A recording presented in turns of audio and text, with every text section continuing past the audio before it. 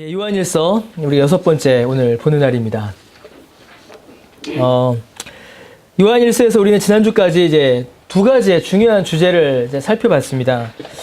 하나님과 참된 교제를 누리는 신자의 삶이란 무엇인가를 살펴봤고, 또 진리의 참빛을 비추임을 받는 신자의 삶은 어떠한가를 살펴봤죠. 하나님과의 참된 교제는 성부 하나님과의 화목입니다. 또 하나님께서 베푸신 긍휼의 은혜를 통하여 알 수 있었죠. 진리의 참빛은 성자 예수님이십니다. 참빛의 비추임은 그래서 예수 그리스도를 믿는 믿음으로 드러납니다. 하나님과의 교제는 하나님께서 우리에게 베푸시는 긍휼하심으로, 참빛의 비추임은 우리가 예수님을 믿는 믿음으로 드러나게 되어 있죠. 그런데 하나님과 참된 교제를 나누고 진리의 참빛을 받는 신자는 죄에 대한 자각이 일어나고 그 죄를 용서해 주시는 하나님의 놀라운 구원의 은혜에 대하여 감사하게 되고, 또 이 감사로 인하여 형제를 사랑하게 되고, 또 형제를 사랑함으로 교회 안에서 말씀을 가르치고 배우게 되며, 또 그 말씀으로 인하여 죄를 이기는 삶을 살아가게 됩니다. 그러니까 쭉 이어져 오는 거죠. 계속 이어져 오는 것입니다. 이 모든 일들은 성령의 역사로 우리 안에 일어나는 것입니다. 성부 하나님과의 교제, 성자 예수님께서 주시는 참된 빛은 성령의 역사하심으로 우리 가운데 방금 말씀드렸던 구체적인 모습들을 드러나게 되는 것이죠. 그런 내용들이 쭉 이제 이어져 오고 있었습니다. 그래서 지난주까지는 이제 진리의 참빛을 받는 신자의 세 가지 모습 중에 두 가지를 봤죠. 오늘은 이제 그 세 번째인데, 이 세 번째 모습은 어떻게 보면 1장과 2장을 요약하고 있고, 그리고 요한일서 전체에서 첫 번째 결론에 해당하는 부분입니다. 곧 그 성령의 역사들, 신자의 삶 가운데 맺어지는 성령의 열매, 다시 말하여 하나님과 참된 교제를 나누고 예수 그리스도의 진리의 참된 빛을 받은 신자가 그 삶 가운데 성령의 인도하시는 삶을 살아가는데, 그 삶이 어떠한 것인가에 대한 결론과 같은 부분이 오늘 본문입니다. 하나님과의 교제, 그리고 그리스도의 비추임, 그리고 성령의 역사하심은 우리의 삶 가운데 뚜렷한 열매를 맺는데, 그 열매가 무엇이냐면 세상을 사랑하지 않고 하나님을 사랑하는 것입니다. 아주 단순한 명제이죠. 하나님과 교제를 누리고 그리스도의 참빛을 받으며 성령의 역사를 받는, 성령의 인도하심을 받는 자는 세상을 사랑하지 않고 하나님을 사랑합니다. 아주 단순한 명제입니다. 본문은 이 세상이나 세상에 있는 것들을 사랑하지 말라라고 성도에게 선언합니다. 분명하고 명확한 명령입니다. 우리는 이 세상과 이 세상에 있는 것들을 사랑해서는 안 됩니다. 왜냐하면 우리가 누구든지 세상을 사랑하게 되면 하나님 아버지의 사랑이 그 심령 안에 있지 않게 되기 때문입니다. 세상을 사랑하게 되면 우리가 하나님을 사랑하지 않게 되고, 동시에 하나님께서 우리를 위해 주시는 사랑 역시 깨닫지 못하게 됩니다. 여러분, 세상과 세상에 있는 것들을 사랑하지 말라라는 이 말씀을 우리는 잘 이해해야 합니다. 이 말씀을 자칫 잘못 이해하게 되면 세상의 모든 문명과 문화를 단절하고 사는 분리적인 삶으로 생각하기가 쉽습니다. 그래서 실제로 이제 미국의 어느 도시에 가면 아직도 전기를 사용하지 않고 자동차를 사용하지 않고 항상 검은 옷만 입고 철저히 외부와 고립된 삶을, 아미쉬라고 하죠. 아미쉬 공동체라고 하는데 철저히 단절된 삶을 사는 분들이 계십니다. 그들의 신앙을 따라 사는 삶이죠. 그러나 성경에서 말하는 세상과 세상에 있는 것들을 사랑하지 말라라는 말은 단순히 세상과의 단절을 말하는 것은 아닙니다. 만약 여러분 이 말씀이 우리가 세상과 모든 것을 끊는 것을 의미한다면 이는 또 다른 율법주의를 낳을 뿐입니다. 겉으로 드러나는 삶의 모습과 행위를 통해서 이 사람이 하나님을 사랑하는지 하나님을 사랑하지 않는지를 평가하게 되고 평가받게 되기 때문입니다. 그건 율법주의예요. 본문이 요구하는 것은 그렇게 단순하고 소극적인 세상과의 분리가 아닙니다. 세상과의 분리는 여러분 굉장히 소극적인 삶이에요. 미국에 어떤 유명한 목사님이 있습니다. 최근에 이제 문제를 일으키신 분이시기도 한데, 이 목사님께서 이 본문을 놓고 설교할 때 뭐라고 하셨냐면, 16절에 나오는 세 가지의 그 죄가 나오죠. 여기서 말하는 세상, 여기서 말하는 이 세 가지의 죄는 미국이다! 라고 이분이 설교하셨어요. 그분이 보시기에는 세상의 정체성, 세상의 절정은 육신의 정욕, 안목의 정욕, 이생의 자랑인데 이 세 가지가 절정을 이루는 곳이 이분이 보시기에는 미국이었던 것입니다. 만약에 정말로 그분의 말씀대로 이 말씀을 적용한다면 그 목사님과 그분 교회의 성도들은 모두 미국을 떠나야 합니다. 우리에게 적용하면 어떻게 될까요? 우리는 모두 다 이 강남 땅을 떠나야 돼요. 서울을 떠나야 합니다. 그럼 어디로 들어가야 될까요? 전부 다 산으로 들어가야 되는 거예요. 근데 그럴 수 있을까요? 우리가 만약에 산으로 들어가면 우리가 세상을 끊을 수 있을까요, 여러분? 없습니다. 왜냐하면 그곳에서도 우리는 의식주가 있기 때문에 그래요. 그곳에서도 우리는 살기 때문입니다. 여기서 말하는 건 단순한 단절이 아닙니다. 이러한 가르침이 강화되면 단순히 단절로 이것을 이해하게 되면 어느새 자기도 모르게 이원론에 빠지게 됩니다. 세상은 악하고 교회는 선하다. 신앙적 활동은 귀하고 가치 있지만 세속적 활동들은 모두 악하고 더럽다. 초대교회 당시에 그렇게 초대교회가 거부하였던 이원론. 어거스틴이 그렇게 거부하였던 그 뭐였죠? 만이교. 그런 이원론에 쉽게 빠져버리고 맙니다. 그럼 여러분 사실은 그렇지가 않은 것이죠. 본문은 단순히 그런 단절을 이야기하지 않습니다. 왜냐하면 하나님께서는 우리로 하여금 어떤 사람은 미국에서 또 우리는 서울에서 살게 하십니다. 우리는 강남에서 어떤 사람은 강북에서 살게 하세요. 그 사는 일은 우리가 이 세상에 살아가는 일은 세속적인 일들, 직업들을 통하여 이루어지게 됩니다. 하나님께서는 우리에게 세상과 세속과 단절하라고 하지 않으셨습니다. 우리는 세상에서 살아가고 세속을 사용하여 살아갑니다. 문제는 성경이 요구하는 삶은 세속을 떠난 삶, 세속과 단절된 삶이 아니라 세상 속에서 똑바로 사는 것입니다. 굉장히 중요한 것입니다. 세상에서 살아갑니다. 세상에서 살아가지만 세상을 사랑하지 않고 사는 삶입니다. 세속을 사용하지만 그 안에서 세상을 사랑하지 않고 하나님을 사랑하는 삶을 사는 것입니다. 이게 굉장히 중요한 것이죠. 삶을 살아가는 것입니다. 그렇다면 본문이 말하는 그 세상은 과연 이제 뭘까요, 여러분? 본문이 말하는 바가 뭔지 우리가 좀 알아야 됩니다. 누가복음에서 예수님께서는 제자의 삶에 대하여 매우 중요한 말씀을 하십니다. 누가복음 14장 26절에 보면 주님께서 뭐라고 하시냐면 죄송합니다. 누가복음 14장 26절에서 물은 내게 오는 자는 자기 부모와 처자와 형제와 자매와 더욱이 자기 목숨까지 미워하지 아니하면 내 제자가 되지 못한다라고 하십니다. 주님의 제자가 되려면 자기 부모, 처자식, 형제, 자매, 자기 목숨까지 어떻게 해야 된다는 거예요? 미워해야 한다는 겁니다. 미워해야 한다. 자, 그런데 같은 말씀, 이 비슷한 말씀을 주께서 마태복음에도 하십니다. 그런데 마태복음 10장 37절에는 뭐라고 말씀하시냐면 아버지나 어머니를 나보다 더 사랑하는 자는 내게 합당하지 아니하고 아들이나 딸을 나보다 더 사랑하는 자도 내게 합당하지 아니한다라고 말씀하십니다. 이 누가복음과 마태복음 이 두 구절의 말씀을 읽었는데 둘 다 제자의 삶에 대한 주님의 가르침입니다. 누가복음에서는 주께서 뭐라고 하시냐면 주의 제자는 처자, 형제, 자매, 자기 목숨까지 미워하는 자다라고 말씀하시고 마태복음에서는 아버지나 어머니를 그리고 아들과 딸을 주님보다 더 사랑하지 않는 자라고 이렇게 말씀을 하십니다. 여러분 이 구절을 우리가 잘 이해하셔야 합니다. 뭐냐면 그 당시에 유대인들의 그 성경의 독특한 표현법이에요. 곧 두 대상을 놓고 내가 어느 한 대상을 다른 대상보다 훨씬 더 사랑한다라는 것을 매우 강조하기 위해서 다른 대상은 사랑하지 않는다 혹은 미워한다라는 표현을 사용한 것입니다.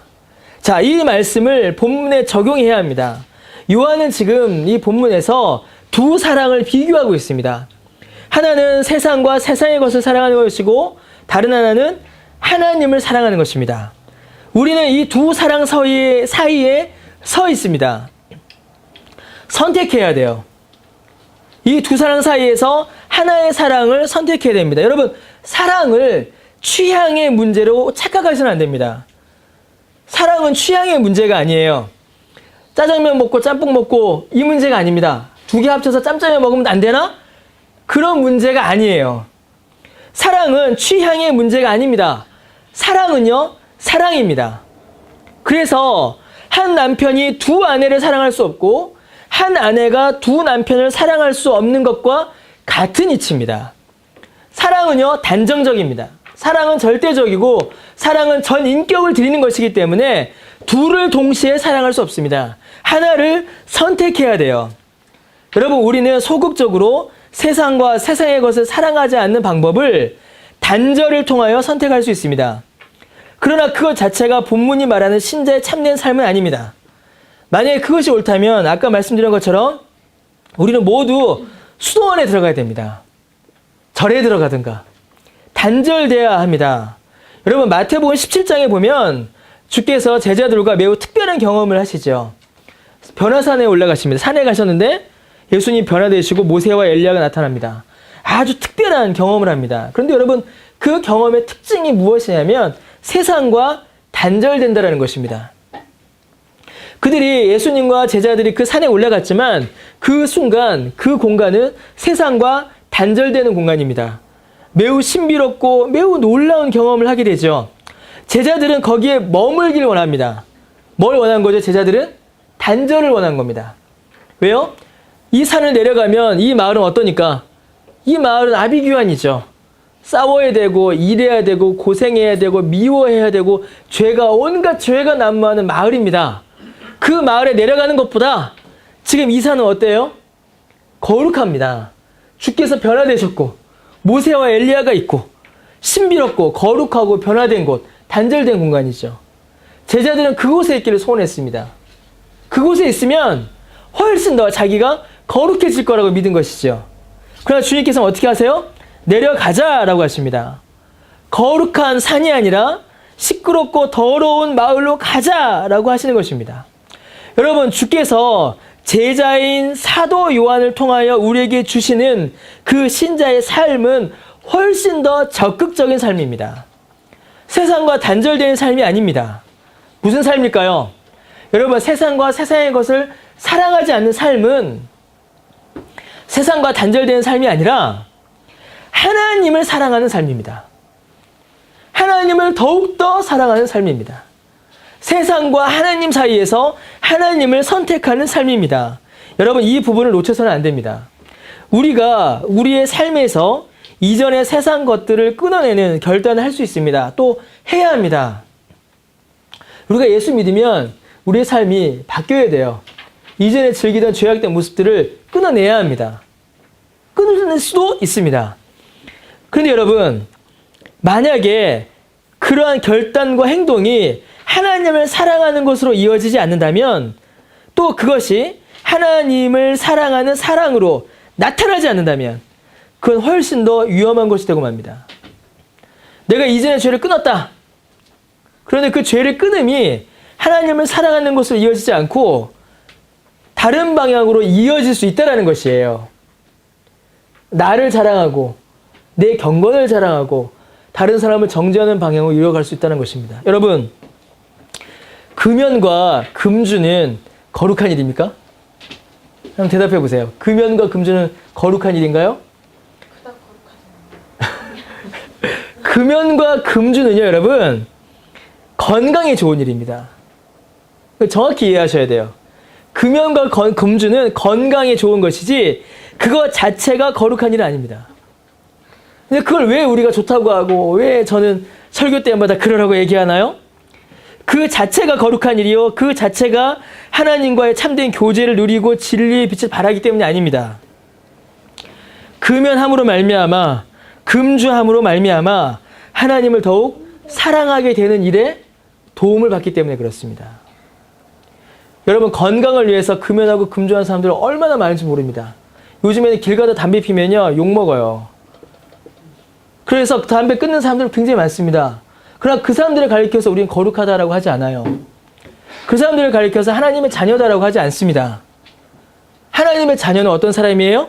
하나님을 사랑하는 사람입니다. 세상과 세상의 것을 사랑하지 말라. 이 말은 단순히 무엇을 끊어라. 단순히 무엇으로부터 돌아서라. 단순히 무언가를 하지 말라라는 말이 아닙니다. 그렇다고 여러분 이거 오해해서 여러분 개개인이 가지고 있는 그 죄를 계속 이어가라는 말이 아니에요, 여러분. 꼭 그렇게 오해하는 사람들이 있어요. 꼭 계속해도 된대 뭐 이런 사람이 있습니다. 그 얘기가 아니에요. 끊어야 합니다. 돌아서야 해요. 그러나 그 자체가 하나님을 사랑하는 것이 아니라는 것입니다. 그 자체가 세상과 세상의 것을 사랑하지 않는 일이 아니에요. 뭐예요? 하나님을 사랑하는 일이 나타나야 합니다. 하나님을 사랑하셔야 해요. 그렇다면 여러분 이 본문에서 말하는 그 세상이 뭘까요? 그 세상이 뭔지 좀 알아야 합니다. 여러분 성경에서는 요한복음 3장 16절에서 하나님께서 이 세상을 사랑하셨다라고 합니다. 그렇죠? 뭐라고 하나님께서 세상을 이처럼 사랑하사. 요한복음 3장 16절에서는 하나님이 세상을 사랑하셨다라고 해요. 훨씬 이전에는 창세기에는 뭐라고 되어 있어요? 하나님께서 이 세상을 창조하셨다라고도 합니다. 그런데 오늘 본문에서는 이 세상을 사랑하지 말라라고 합니다. 하나님이 만드셨고 하나님이 사랑하시는 이 세상을 우리는 왜 사랑하면 안 되는 것일까요? 이걸 이제 우리가 중요하게 봐야 됩니다. 세상을 사랑하자라고 말씀하시는 분들이 계세요. 그분들이 말하는 사랑은 세상을 불쌍히 여기는 거죠. 근데 이 본문에서 말하는 사랑과 그거는 다른 의미입니다. 여러분, 하나님께서 세상을 사랑하시는 것과 우리가 세상을 대하는 것, 우리가 세상을 사랑하는 것은 다릅니다. 같을 수가 없어요. 하나님께서 세상을 사랑하시니 우리도 세상을 사랑하자. 불가능합니다. 왜 그럴까요? 하나님은 하나님이시고 우리는 우리이기 때문에 그렇습니다. 하나님과 우리가 상관없는 존재다라는 얘기가 아니에요. 하나님이 가지고 계신 그 능력과 우리가 가지고 있는 능력이 본질적으로 다르다라는 것입니다. 여러분, 이 세상은 하나님의 섭리와 능력을 증거합니다. 자연도, 도시도, 이 세상에 존재하는 모든 것들은 전부 다 하나님의 섭리와 능력을 증거합니다. 그런 의미에서 하나님의 피조물이죠. 자, 그런데 여러분, 분명한 사실이 또 하나 있습니다. 그것은 무엇이냐면 이 세상은 타락했고 오염되었다라는 것입니다. 이거 매우 중요한 이야기입니다. 이러한 세상은요, 타락하고 오염된 이 세상은 어떤 목적을 가지게 됩니다. 그래서 어떤 신학자는 이 본문에 나오는 세상을 가리켜서 시스템이다라고 이야기합니다. 단순한 세상, 단순한 월드가 아니라 어떤 시스템이다라는 거죠. 여러분, 시스템은요, 어떤 목적을 이루기 위한 조직을 가리킵니다.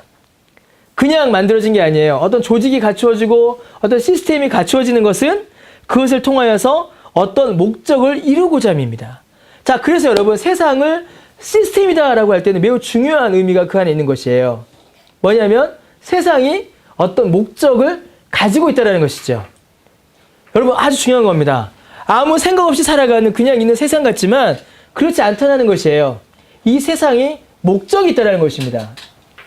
원래 목적은 뭐였을까요? 그렇죠. 하나님을 영화롭게 하는 것입니다. 하나님의 영광을 드러내는 것이에요.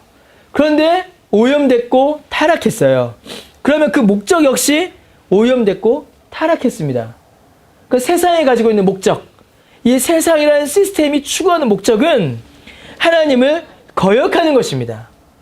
하나님의 섭리와 능력을 드러내기 위해 만들어진 세상인데 그 세상이 타락하여 범죄하여 오염되어 하나님을 거역하는 일을 위해, 하나님의 말씀을 거역하게 하기 위한 일을 위해, 하나님의 나라 확장을 막는 일을 위해 존재하고 움직인다는 것입니다.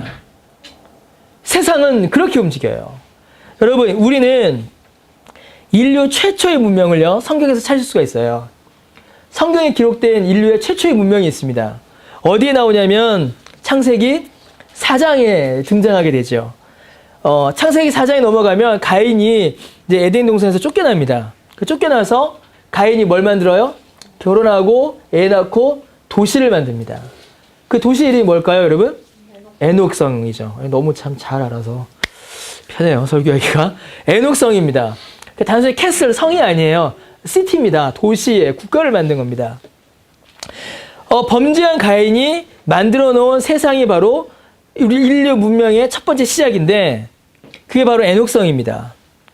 근데 이 도시는요, 최초의 문명인 동시에 아주 중요한 특징을 또 하나 갖는데 무엇이냐면 거룩한 족보와 대척점을 이룬다라는 사실입니다. 여러분, 창세기에는요, 아주 족보가 아주 중요하게 나옵니다. 이 계보가. 근데 이 계보가 창세기 4장에서부터 갈라지기 시작해요. 하나님의 말씀을 따라 경건한 삶을 살아가는 족보가 있습니다. 누구예요? 아담과 셋의 족보이죠. 아벨 대신 하나님께서 주신. 그런데 하나님을 거역하고 죄 가운데 살아가는, 세속을 살아가는, 세상을 사랑하는 가인의 족보가 등장하게 됩니다. 그게 바로 창세기 4장의 에녹성이에요. 여러분, 인류의 문명은요, 어디서부터 시작했냐면 하나님을 향한 범죄, 그리고 하나님으로부터의 추방에서 인류의 문명은 시작했습니다. 경건하고 거룩하여 하나님의 말씀을 사랑하고자 하는 계보가 있지만 하나님의 말씀을 사랑하지 아니하고 하나님보다 세상을 사랑하는 계보가 등장한다라는 것입니다. 여러분, 사단이 지배하고 있고 인간의 죄성이 발현되는 세상은 그렇게 하나님께서 사람에게 처음 주셨던 원래의 목적에서 벗어나 버립니다. 이러한 세상을 바라보는 관점, 이러한 세상을 대하는 자세, 태도, 능력이 하나님과 인간이 같을 수 없는 것입니다. 하나님께서는요, 하나님께서 직접 만드신 세상이시고, 그리고 이 세상 속에 살아가고 있는 하나님의 백성들을 하나님께서는 불쌍히 여기십니다. 그래서 하나님은 세상을 사랑하세요. 그리고 이 세상은 하나님의 피조물임이 분명합니다. 왜냐하면 하나님께서는 이 세상을 향하여 구원의 손길을 베푸시고 이 세상의 온갖 모순에도 불구하고 하나님의 영광을 드러내시기 때문입니다. 근데 여러분, 우리는요, 이 세상의 이 모순과 왜곡과 오염과 타락을 이겨낼 방법이 우리에게 없습니다. 이겨낼 능력이 우리에게 없다는 것이에요. 우리는 이 세상을 창조한 존재도 아니고 더욱이 결정적으로 우리는 이 세상 속에 속하여 살아가는 존재입니다. 그러므로 우리는 이 세상을 좀 더 정확히 말하면 이 세상이 추구하는 목적을 하나님의 말씀에 불순종하려 하고 거룩한 하나님 나라의 확장을 싫어하는 이 세상의 목적을 우리 힘으로는 거부하거나 이겨낼 수가 없는 존재인 것입니다. 우리는 약해요. 여러분, 요한이 우리에게 우리가 강해서 우리가 이길만 하니까 세상을 사랑하지 말라라고 하는 것이 아닙니다. 그게 아니라 오히려 우리가 약하기 때문에 세상을 사랑하지 말라라는 것입니다. 우리가 세상을 사랑하게 되면 우리가 세상에 속하게 되고 그 세상의 가치관을 쫓아가게 되며 세상의 목적에 부합되게 되고 이 세상의 시스템 속으로 말려 들어가고 맙니다. 여러분의 직장에서 떠나세요. 여러분의 공부를 하지 마세요라는 얘기가 아니에요. 이 세상이 추구하는 그 목적으로 말려 들어가게 된다는 것입니다. 여러분, 그 소용돌이 보셨죠? 회오리. 회오리가 막 돌면 어떻게 돼요? 그 안으로 다 빠져들어가게 되죠. 그런 일이 벌어진다는 것이에요. 우리는 세상의 소용돌이를 벗어날 만한 힘이 없는 것입니다. 하나님은 그 소용돌이를 멈출 수 있는 능력이 있으시지만 우리에게는 그 능력이 없어요. 그래서 우리에게 오히려 세상을 사랑하지 말라라고 하는 것입니다. 그러므로 우리가 세상을 취해야 할 자세는 두 가지밖에 없어요. 하나는 세상을 불쌍히 여기는 것입니다. 아직 밖에 있는 자들, 복음에 밖에 있는 자들을 불쌍히 여기는 것이고, 다른 하나는 세상을 사랑하지 않는 것입니다. 여러분, 사랑은요, 일치를 이루어가는 것입니다. 사랑은 하나됨을 이루어가는 것이에요. 닮아가는 것이고 하나가 되는 것이 사랑입니다. 쫓아가는 것이죠. 부부간의 사랑을 한번 생각해 보세요. 그래서 부부간의 사랑이 그래서 주께서는 교회와 그리스도의 관계를 부부관계로 설명하시는 겁니다. 부부간의 사랑은 어떤가요, 여러분? 정서와 감정의 일치만이 아니라 육체까지도 하나가 되는 사랑을 이룹니다. 인격과 인격이 만나는 것이고 육체와 육체가 만나는 것이고 정서와 정서가 만나는 것입니다. 사랑은 그런 것입니다. 하나가 되는 것이고 일치하는 것이에요. 여러분, 우리가 세상을 사랑할 수 있을까요? 과연 우리가 세상과 일치될 수 있을까요? 그렇게 될 수 없습니다. 하나님께서 세상을 사랑하신다니까 하나님이 세상과 일치를 이루시는 것보다 그런 의미가 아니에요. 하나님은 창조주로서 자신의 피조물들을 바라보시는 것입니다. 그러나 우리는 다릅니다. 우리는 세상의 목적, 하나님을 거역하고자 하고 하나님을 부정하고자 하는 그 세상의 목적과 우리의 목적이 일치할 수 없습니다. 왜냐하면 우리는 하나님의 자녀이기 때문에 그렇습니다. 하나님과 참된 교제를 이루고 그리스도의 참된 빛을 받는 우리는 하나님을 사랑해야 합니다. 하나님의 목적과 하나님의 뜻과 하나님의 말씀에 일치해야 합니다. 세상을 살아가요. 세상의 목적과 세상의 원리와 세상이 지향하는 바에 우리의 삶을 일치시킬 수 없다는 것입니다. 여러분, 세상은요, 온통 하나님을 사랑하지 말고 세상을 사랑하라 라고 가르칩니다. 세상은 그렇게 가르쳐요. 세상을 사랑하라. 그런데 여러분, 세상을 사랑하라 라는 말은요, 세상을 사랑하라 라는 말로 나타나지 않습니다. 여기에 이게 교묘한 것이 있는 것이죠. 세상을 사랑하라 라는 말은요, 다른 말로 우리에게 다가옵니다. 어떻게 다가오냐면, 나 자신을 사랑하라 라는 말로 우리 가운데 다가옵니다. 나를 위하여 살아라 라고 이야기합니다. 나를 위하여 사는 삶, 내 만족을 위하여 사는 삶. 여러분, 이 삶을 싫어할 사람이 누가 있겠어요? 그러나 여러분, 내 만족을 위하여 사는 삶, 내 기쁨을 위하여 사는 삶, 내 즐거움을 위하여 사는 삶은 결국 세상을 사랑하는 삶이 됩니다. 그 사랑이 결국 하나님을 향한 사랑을 우리 안에서 밀어내 버립니다. 더 이상 우리로 하여금 하나님을 사랑하지 않게 하고 세상을 사랑하게 합니다. 나 자신에 대한 사랑이 많아지면 많아질수록 내 만족을 위한 삶이, 내 기쁨을 위한 삶이, 내 쾌락을 위한 삶이 많아지면 많아질수록 우리는 하나님을 사랑하는 사랑에서 멀어지게 되고 세상을 사랑하게 됩니다. 여러분, 세상을 한번 살펴보세요. 세상은 끊임없이 자기 자신을 사랑하라고 우리를 설득합니다. 광고들을 보세요. 이것을 가지면, 이것을 하면 우리 자신이 더 멋지고 예쁘고 부유하고 기뻐진다고 우리를 설득합니다. 홈쇼핑 보면 어떻게 돼요? 저거 당장 사야 내가 올 겨울을 지낼 수 있을 것 같죠? 저는 이제 핸드폰 살 때마다 대대로 호갱이었어요. 역대급 핸드폰을 다 제값 주고 샀습니다. 지금까지. 핸드폰 안 사면 어떻게 돼요? 이 세상에서 뒤처지는 것처럼 만들어버립니다. 새로운 스마트폰을 가져야 당신이 뛰어난 사역을 할 수 있는 것처럼 설득합니다. 정말 그런가요, 여러분? 나 자신을 사랑하라. 나 자신을 위하여 살아라. 나 자신을 위하여 가져라. 나 자신을 위하여 일해라. 라고 가르칩니다. 삶의 모든 목적이 인간의 만족, 자기 사랑으로 향하여 가게 된다는 것입니다. 그럼 어떻게 된다고요? 세상을 사랑하게 되는 것입니다. 여러분, 바울은요, 십자가의 원수, 복음의 원수된 자들을 가리켜서 뭐라고 설명하냐면, 빌립보서 3장 19절에 뭐라고 설명하냐면요, 그들의 마침은 멸망이요, 그들의 신은 배요, 그 영광은 그들의 부끄러움에 있고 땅의 일을 생각한다라고 이야기합니다. 여기서 말하는 그들은 이제 복음의 원수된 자들, 십자가의 원수들을 가리키죠. 그들은 멸망합니다. 근데 그들의 신은 배라고 합니다. 영어 성경에 뭐라고 되어 있냐면 Their God is their belly라고 되어 있어요. belly. 벨리가 뭐예요, 여러분? 벨리 댄스의 그 벨리예요. 복부를 가리킵니다. 배, 이 배. 이 안에는 위장을 가리켜요. 위. 뭐죠? 십자가의 원수들, 복음의 원수들이 믿는 신은요, 결국 그들의 배를 채워주는 존재라는 것입니다. 바꾸어 말하면 그들의 삶의 목적, 그들이 순종하는 종교적 원리는 그들의 배를 채우는 것이다 라는 것이에요. 철저히 자기 만족에 모든 종교와 신앙의 목적을 두는 것입니다. 이게 복음의 원수된 자들의 삶이에요. 여러분, 이것이 바로 세상을 사랑하는 삶입니다. 멀리 있는 것이 아니에요. 세상을 사랑한다, 멀리 있는 게 아니에요.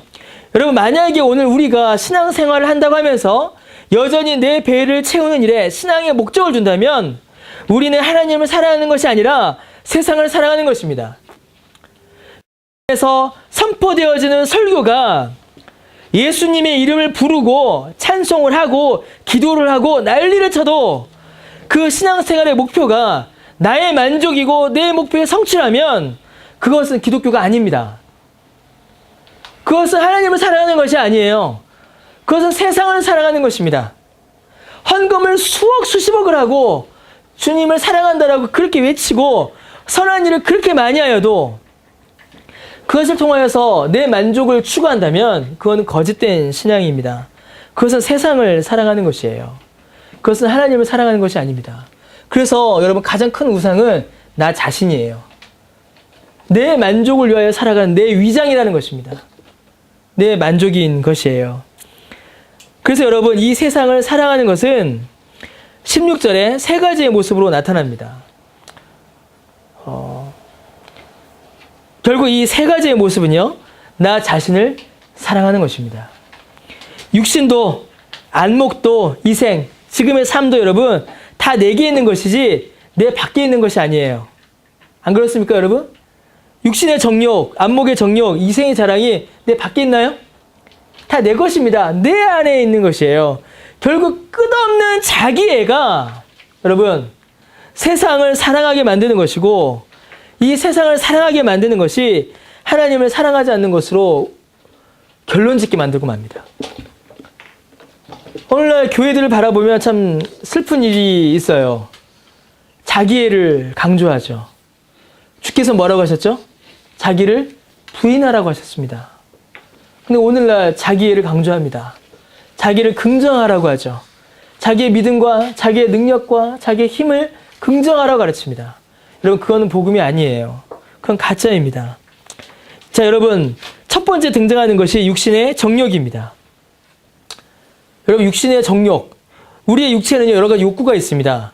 본능적인 욕구가 있어요. 식욕이 있죠? 성욕이 있습니다. 수면욕이 있어요. 이런 등등의 욕구들이 우리 가운데 있습니다. 이 자체는 여러분, 나쁜 게 아니에요. 왜냐하면 하나님께서 이것들을 가지고 살아가도록 하나님께서 우리에게 주셨습니다. 식욕이 없으면 여러분 밥 먹겠어요? 식욕이 없으면 우리 생명을 유지할 수 없습니다. 그냥 굶어 죽어버려요. 성욕이 없으면 자녀를 낳아 생명을 이어갈 수 없습니다. 수면욕이 없으면요, 여러분 정상적 생활을 할 수가 없어요. 욕구들은 그 자체로는 하나님께서 주신 것이기에 문제가 없습니다. 근데 문제는 뭘까요? 그 선을 넘어가는 것입니다. 어떤 선을 넘어가요? 하나님께서 주신 그 선, 하나님의 말씀 안에 적절하게 있는 것이 아니라 그 선을 넘어가는 것이죠. 하나님을 사랑하면 하나님의 말씀에 순종하여 그 말씀 안에 있습니다. 그 선에 있어요.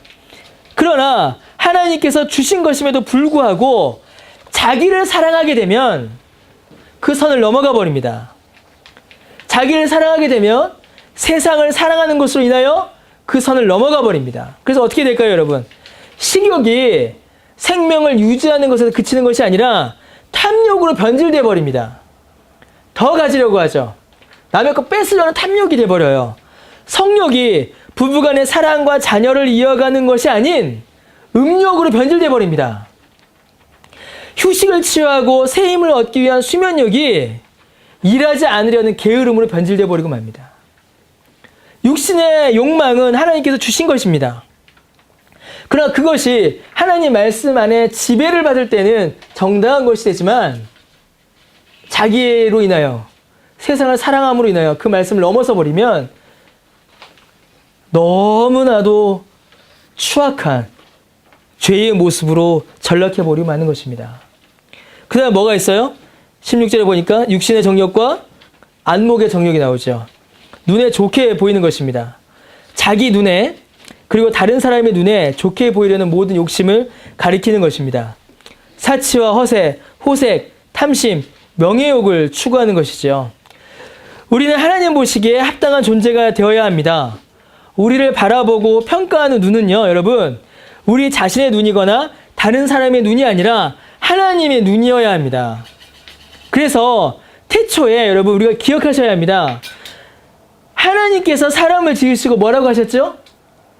보시기에 심히 좋으셨다라고 하십니다. 그럼 여러분, 보시기에 심히 좋은 존재, 우리를 보고 좋다라는 그 눈은요, 사람의 눈이 아닙니다. 하나님이 보시기에 왜 좋으셨죠? 그때 사람은, 그때 아담과 하와는 하나님의 말씀과 뜻에 순종하였고 그 안에 있었기 때문입니다. 우리는 하나님이 보시기에 좋은 상태여야 합니다. 내 눈에 보기에, 다른 사람이 보기에 좋은 상태가 아니라 하나님 보시기에 좋은 상태여야 합니다.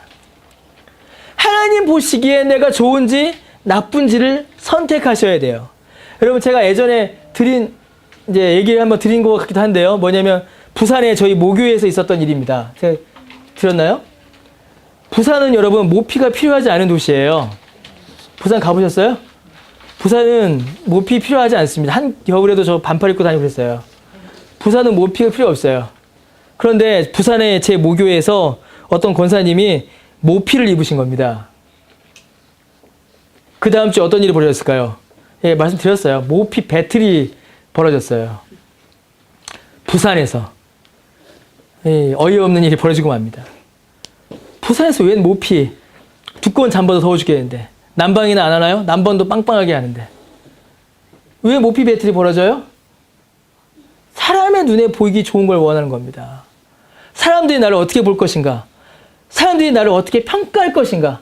내가 저 사람보다는 더 좋은 대접 받아야지 라는 그 안목의 정욕이 어이없는 일을 만들게 되는 것입니다. 하나님 보시기에 내가 과연 심히 좋은가? 하나님 보시기에 만족할 만한 상태인가가 아니라 사람들 보기에 내가 어떤 상태인가에 더 많은 관심이 가게 되는 것이죠. 마지막 하나가 뭐죠, 여러분? 이생의 자랑입니다. 영어 성경 중에서는요, 이 본문을 소유의 자랑이라고 번역한 책도 있습니다. 자기 소유의 자랑. 이생, 우리는 육체의 삶을 내 자랑거리로 삼는 삶을 살 때도 있습니다. 내가 무엇을 가졌는지 내 소유물이 곧 내 자랑이 되는 그런 삶을 가리켜요. 여러분, 육체의 정욕도 안목의 정욕도 모두 결국에는 이생의 자랑을 채우기 위한 것들입니다.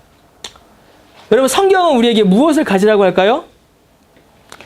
하나님께서 아브라함에게 창세기 15장에서 말씀하시기를 나는 너의 방패요 너의 상급이다 라고 말씀하십니다. 하나님께서는요, 하나님 자신을 아브라함에게 주시겠다라고 약속하셨습니다.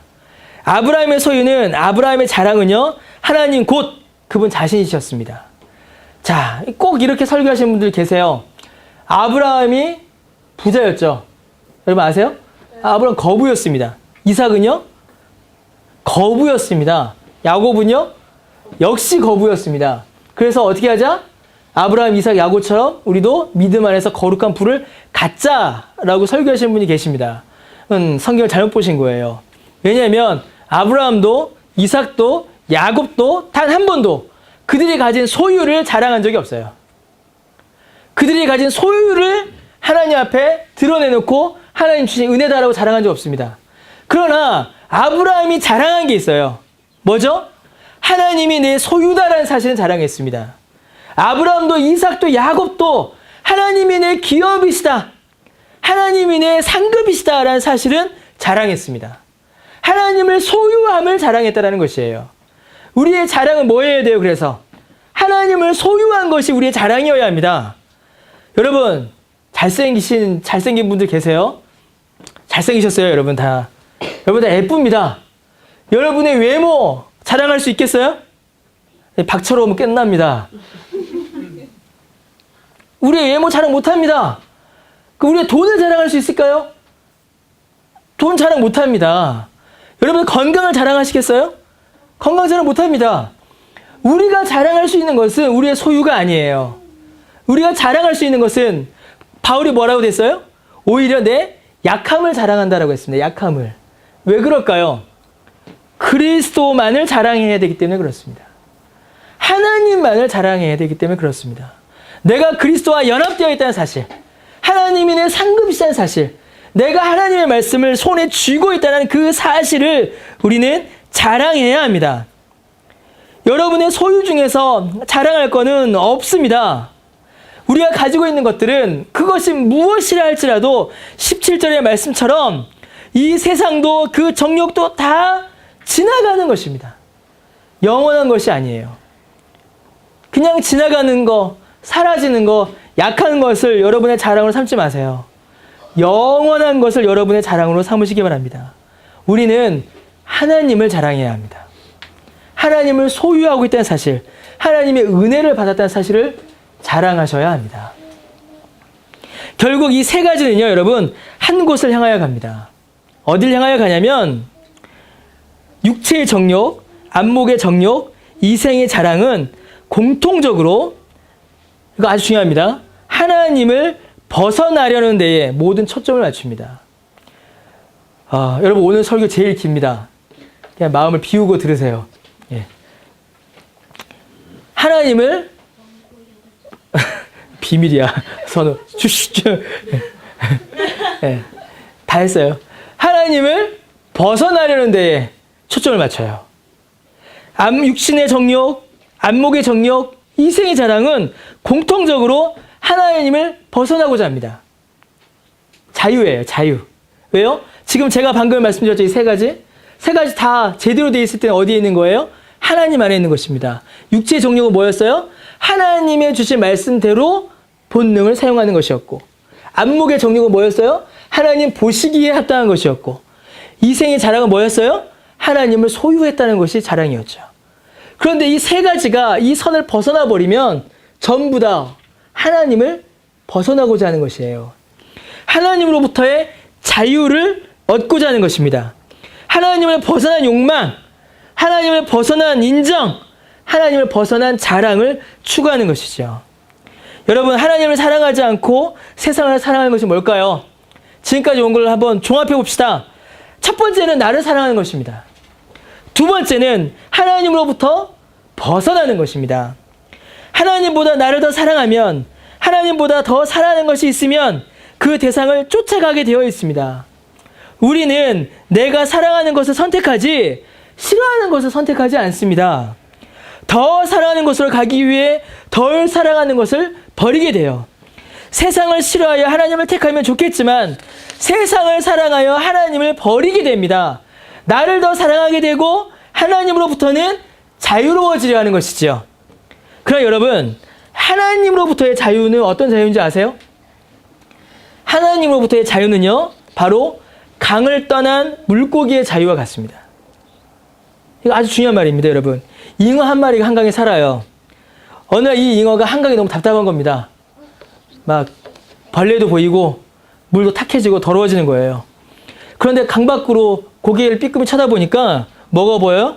공원도 보이고 높은 빌딩도 보이고 자유롭게 뛰어노는 사람들도 보입니다. 그래서 어느 날 이 잉어가 결단을 해요. 내가 이 강을 나가리라. 이 강을 떠나 자유롭게 살아보리라. 두 가지 방법이 있어요. 낚시꾼에게 낚이든지 스스로 강 밖으로 나가든지. 근데 그때 갑자기 눈앞에 지렁이 한 마리가 꼬물꼬물 보이는 겁니다. 그리고 이때다 싶어서 그걸 물었어요. 그리고 그걸 물은 순간 강 밖으로 나오게 됩니다. 이 잉어의 자유는 언제일까요? 강 밖으로 나와서 땅바닥에 떨어지기 전까지입니다. 강 밖으로 나와서 땅바닥에 떨어지기 전까지 뭘 봐요? 공기도 마시고 푸른 하늘도 보고 빌딩도 봅니다. 사람도 보죠. 그러나 땅바닥에 떨어지는 순간 죽어버립니다. 강 밖에 나와서 잉어가 누리는 자유가 바로 하나님을 떠난 자유입니다. 하나님을 떠난 자유는 여러분 사망입니다. 하나님을 떠난 자유는 일시적이에요. 순간입니다. 지나가 버립니다. 17절의 말씀처럼 다 지나가요. 하나님을 떠난 자유는 잠깐, 잉어가 물 밖에서 나와서 땅바닥에 떨어지기 전까지 불과 수초에 불과한 그 자유요, 그 기쁨입니다. 우리가 그걸 쫓아간다는 것이에요. 세상이 그걸 쫓아나간다라는 것입니다. 오직 여러분, 하나님의 뜻만이 영원합니다. 세상을 사랑하면 그렇게 하나님을 떠나 일시적인 것에 빠져 죽게 되지만 하나님을 사랑하게 되면 하나님 안에 있으면 영원한 즐거움을 누리게 됩니다. 여러분, 그 대표적인 예가, 부정적인 예가 바로 아담과 하와입니다. 아담과 하와는 우리와 다릅니다. 우리는 본능적으로 악을 택하죠.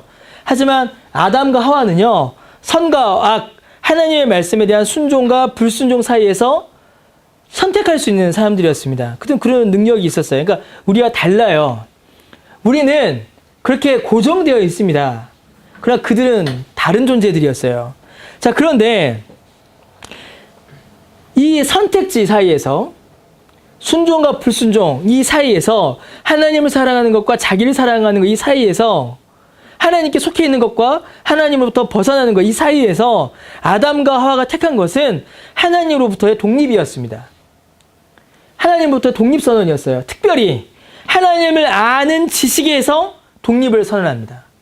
곧 하나님께서 알려주신 하나님이 아니라 스스로 판단하여 이해하여 설명해낸 하나님으로 하나님을 이해합니다. 순식간에 하나님을 옹졸하고 편협하며 자유를 주지 않으시는 하나님으로 만들어버려요. 그리고 그들은 하나님의 소유된 삶을 벗어나 자유를 선택합니다. 그리고 그 결과는 뭐죠, 여러분? 사망입니다. 창세기 3장 6절에서 아담과 하와가 당한 시험이 나와요. 근데 아담과 하와가 당한 시험이 뭘까요? 육신의 정욕, 안목의 정욕, 이생의 자랑입니다. 창세기 3장 6절에 여자가 그 나무를 본즉 뭐예요? 첫 번째로 먹음직, 육신의 정욕이죠. 보암직, 안목의 정욕이죠. 지혜롭게 할 만큼 탐스럽기도, 이생의 자랑입니다. 이 세 가지 전부 다 하나님께 다 주셨어요. 육체가 충분히 먹고 나올 만큼의 양식을 주셨고, 하나님 보시기에 심히 좋았고, 하나님을 아는 지식을 그들에게 충분히 주셨습니다. 이 선을 어떻게 된 거죠? 넘어가려 한 것이에요. 이 안에서 벗어나고자 한 것입니다. 하나님으로부터의 독립을 선언한 것이죠. 하나님께서 주시는 만족, 하나님께서 주시는 인정, 하나님께서 주시는 지혜, 하나님께서 주시는 그 자랑보다 하나님을 벗어나기를 선택한 것입니다. 이게 아담과 하와가 당한 시험의 본질이에요. 이게 오늘 우리에게 오는 시험입니다. 결국 우리가 당하는 모든 시험은 이 세 가지로 귀결돼요. 결국 이 세 가지 안에서 우리는 헤매고 있는 것입니다. 자, 그러면 여러분, 그렇다면 이제 우리는 어떻게 해야지 될까요? 벗어나야죠. 이 세 가지 운명에서 벗어나야죠. 세 가지 운명에서 벗어나서 17절에 있는 말씀 것처럼 오직 하나님의 뜻을 행하는 자가 되어야 합니다. 그래야 영원한 만족과 기쁨을 누리죠. 그럼 어떻게 해야 될까요? 여러분, 성경은요, 실패만이 아니라 승리도 우리에게 알려줍니다. 아담과 하와가 창세기 3장에서 실패한 바로 그 시험이 성경에 또다시 등장합니다. 어디서 등장하나요? 복음서에 등장하죠. 첫 번째 아담이 당한 시험, 첫 번째 아담이 실패한 시험이 두 번째 아담에게 다시 한번 다가옵니다. 두 번째 아담이 누구예요? 예수님이죠. 첫 번째 아담이 실패한 그 실패를 두 번째 아담이신 예수님은 성공하십니다. 자, 누가복음 4장에 보면 마태복음에 뭐 같이 등장하는데 예수님 앞에 시험이 와요. 마귀가 시험을 합니다. 4장 2절에 예수님이 배고프셨어요. 줄이셨습니다. 그 3절에 마귀가 돌들에게 명하여 떡이 되게 해라. 뭐죠? 육체의 정욕이죠. 5절에 예수님을 또 이끌고 가서 천하 만국을 보이며 모든 권위와 영광을 다 내게 주겠다 합니다. 이게 뭐죠? 이생의 자랑입니다. 네가 만일 하나 뛰어내려라. 그 천사들이 구하나 보자. 이건 뭐죠? 안목의 정욕입니다. 육체의 정욕, 안목의 정욕, 이성의 자랑으로 예수님을 시험합니다. 근데 예수님 어떻게 하세요? 다 이겨버립니다. 첫 번째 아담이 실패한 그 실패를 예수님은 다 이기십니다. 첫 번째 아담이 실패함으로 세상에 죄가 들어왔습니다. 그런데 두 번째 아담이신 예수님은 이 시험을 이기셨습니다. 어떻게 이기셨나요? 성경에는 분명히 누가복음 4장 1절에 보니까 뭐라고 되어 있냐면 예수님께서 성령의 충만함을 받으셨다 라고 말합니다. 그리고 예수님께서는 마귀의 시험을 말씀으로 이기십니다. 성령 충만과 말씀으로 이 시험을 이겨나가는 것입니다. 이거 말고는 다른 방법이 없어요. 근데 여러분, 이것보다 더 중요한 내용이 이 안에 등장합니다. 로마서 5장 18절에 보면 한 범죄로, 그러니까 아담의 범죄죠. 많은 사람이 정죄에 이른 것 같이 한 의로운 행위로 말미암아 많은 사람이 의롭다 하심을 받아 생명에 이르렀느니라 라고 말합니다. 로마서 5장 19절에 한 사람이 순종하지 아니함으로 많은 사람이 죄인 된 것 같이 한 사람이 순종하심으로 많은 사람이 의인이 되었다라고 설명합니다. 첫 번째 아담으로 인하여 많은 사람, 모든 사람이 죄인이 된 것 같이 두 번째 아담, 예수님의 이기심으로 모든 사람이 의인이 된 것이에요. 어떻게요? 예수님과 연합되었기 때문입니다. 여러분, 내가 말씀을 아무리 많이 알아도 못 이깁니다. 성령의 간구를 아무리 구하여도 우리 힘으로는 나아갈 수가 없어요. 우리에게 먼저 필요한 것은 예수님입니다. 중보자 예수님이세요. 이거 오늘 오후 때 할 이야기인데 예수님과 연합되어 있어야 성령의 충만함을 받는 것이고 예수님과 연합되어 있어야 이 말씀의 능력이 있는 것입니다. 왜요? 우리가 이 세 가지 시험을 이길 수 있는 이 이김의 원인과 근본은 예수님의 이김에 있기 때문에 그렇습니다. 여러분, 예수님과의 연합은요, 그냥 상상적이고 관념적이고 철학적인 게 아니에요. 예수님과의 연합은 실제적인 것입니다. 아주 실제적인 것이에요. 죄에 대하여 이기는 겁니다. 승리의 연합이요, 영광의 연합이요, 능력의 연합입니다. 예수께서 이 시험을 이기셨듯이 우리도 그 예수님과 연합되어 있기 때문에 이 시험을 이겨나가는 것입니다. 여러분, 우리가 세상과 세상의 것을 사랑하지 않을 수 없어요. 우리는 세상에 속해 있습니다. 당장 저만 해도 주머니에 돈 한 푼 생기면 쓰고 싶고 가지고 싶어요. 놀고 싶습니다. 바꾸고 싶어요. 가지고 싶습니다.